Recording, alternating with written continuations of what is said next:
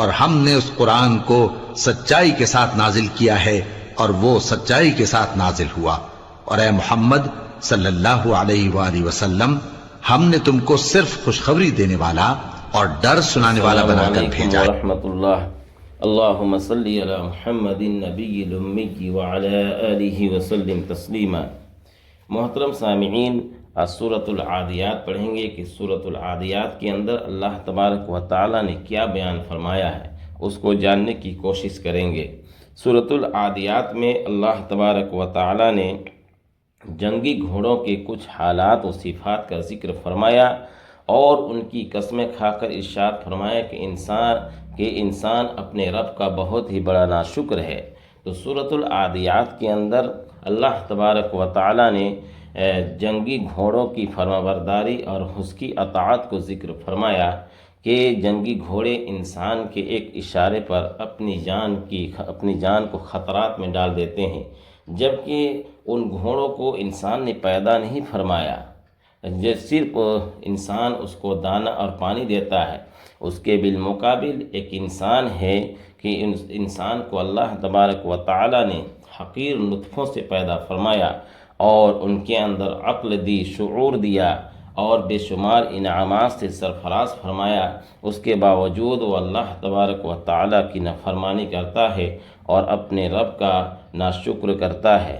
تو اس صورت میں اللہ تبارک و تعالی نے ارشاد فرمایا والعادیات ضبحا، کہ قسم ہے ان گھوڑوں کی جو ہانپتے ہوئے دوڑتے ہیں۔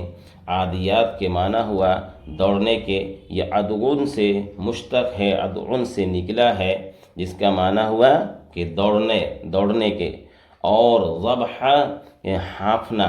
تو ضبحاً اس آواز کو کہتے ہیں جو گھوڑے کے تیز دوڑنے کے وقت اس کے سینے سے نکلتی ہے۔ تو ضبحا کے معنی یہاں پر ہانپنا۔ فالموریات قدحا، پھر ٹاپ مار کر آگ نکالتے ہیں۔ تو موریات کے معنی ہو گیا آگ نکالنے کے، اور قدحا کے مطلب ہوتا ہے ٹاپ مارنا۔ موریات ایراؤن سے مشتق ہے، جس کا معنی ہے آگ نکالنے کے، اور قدحا کے معنی ہو گیا ٹاپ مارنا۔ یعنی جب گھوڑے تیز دوڑتے ہیں اور تیز دوڑنے کے وقت اس کے اور گھوڑے کے پیروں پر جو لوہے کا نال لگا ہوتا ہے، اور تو اس وقت زمین کا پیروں پر پڑنے کی وجہ سے ایک چنگاری نکلتی ہے، تو اس آگ کو اللہ نے ذکر فرمایا۔ فرمایا آگے فالمغیرات صبحا، پھر صبح کے وقت حملہ کرتے ہیں۔ یعنی مغیرات کے مطلب ہوتا ہے کہ حملہ کرنا، چھاپا مارنا۔ یہ مغیرات اغارتن سے مشتق ہے، جس کا معنی ہو گیا حملہ کرنا، چھاپا مارنا۔ اور صبح کے مطلب صبح کے وقت۔ تو صبح کے وقت کی تخصیص اس لیے ہے کہ اہل عرب اپنے لیے معیوب سمجھتے تھے کہ وہ صبح ہونے سے پہلے حملہ کرے۔ پھر فرمایا فَأَثَرْنَ بِهِ نَقْعًا، پھر اس وقت گرد و غبار اڑاتے ہیں۔ فَأَثَرْنَ مطلب ہو گیا گرد و غبار اڑانا، اور نقعاً کے مطلب ہو گیا گرد غبار۔ فَوَسَطْنَ بِهِ جَمْعًا، پھر وہ جماعت میں جا گھستے ہیں۔ فَوَسَطْنَ بِهِ جَمْعًا، دونوں کے معنی ہو گیا کہ پھر وہ جماعت میں جا گھستے ہیں۔ جمعاً کے مطلب ہو گیا جماعت، فوج۔ ان 5 آیتوں میں اللہ تبارک و تعالی نے قسم کھایا ہے۔ تو آگے جواب قسم ہے کہ ان الانسان لربہ لکنود، کہ بے شک انسان اپنی رب کا بہت بڑا ناشکر ہے۔ کہ انا کے مطلب بے شک انسان لربہ اپنے رب کا، لکنود کے مطلب ہو گیا ناشکر، لکنود کے مطلب ہے ناشکر۔ حسن بصری اور دیگر مفسرین فرماتے ہیں کہ اس سے مراد یہ ہے کہ مصائب کو یاد رکھنا، مصیبتوں کو یاد رکھنا اور انعامات کو بھول جانا۔ آگے اللہ نے فرمایا وَإِنَّهُ عَلَى ذَلِكَ لَشَهِيدٌ، اور وہ اس پر مطلع بھی ہوتا ہے، باخبر بھی ہوتا ہے۔ وَإِنَّهُ، اور وہ یعنی انسان، عَلَى ذَلِكَ اس پر، عَلَى ذَلِكَ اس پر، لَشَهِيدٌ، لَشَهِيد کے مطلب ہوتا ہے باخبر ہونا، مطلع ہونا۔ وَإِنَّهُ لِحُبِّ الْخَيْرِ لَشَدِيدٌ، اور بے شک وہ مال کی محبت میں بہت ہی مضبوط ہوتا ہے۔ واو مطلب اور، انہو وہ یعنی انسان، لحب الخیری، حب کے مطلب ہوتا ہے محبت، اور خیر کے معنی اصل میں ہے بھلائی کے، لیکن یہاں پر مال کے معنی میں ہے، اس لیے کہ قرآن کریم کی دوسری جگہوں پر اس طرح کی آیات آئی ہے، جیسے کہ ایک جگہ ہے ان ترک خیرا، تو ہاں ان ترک خیرا، خیر سے مراد یہاں پر مال ہے، تو یہاں پر بھی خیر سے مراد مال ہے۔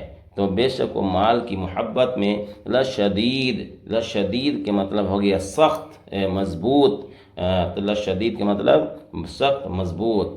افلا یعلم اذا بعثر ما فی القبور، افلا یعلم، کیا وہ نہیں جانتا، اذا بعثر، کہ جب اٹھائے جائیں گے، ما فی القبور، جو بھی قبروں میں ہیں، افلا یعلم کہ مطلب ہو گیا کیا وہ نہیں جانتا، افلا یعلم، کیا وہ نہیں جانتا، یعلم علم سے ہے، تو آپ علم کو یاد رکھیں گے تو اس کا مطلب آپ بالکل صحیح طریقے سے کر سکتے ہیں۔ کیا وہ نہیں جانتا، اذا جب، بعثرا اٹھائے جائیں گے، نکالے جائیں گے، ما جو چیز، ما فی مطلب میں، القبور مطلب قبر، وحصل ما فی الصدور، اور ظاہر کر دی جائے گی جو چیزیں دلوں میں ہے، وا مطلب اور، حصل کہ ظاہر کرنا، ظاہر کر دی جائے گی، حاصل ہو جائے گی، ما جو چیز، فی مطلب میں، صدور، صدور مطلب ہوتا ہے دل، یعنی جو کچھ دلوں میں ہے۔ ان ربہم، بے شک ان کا رب، بہم ان پر، یومئذ اس دن، لخبیر باخبر ہوگا، آگاہ ہوگا۔ تو ان کے مطلب بے شک، ربہم ان کا رب، بہم ان پر، یومئذ یعنی اس دن، یومئذ کے مطلب اس دن، اس سے مراد قیامت کے دن، لخبیر کے مطلب ہوتا ہے باخبر ہونا، آگاہ ہونا۔ اسے خبیر، خبرن سے خبر کے مطلب، اس کو یاد رکھنے کا طریقہ ہے خبر، اسی سے ہے خبیر۔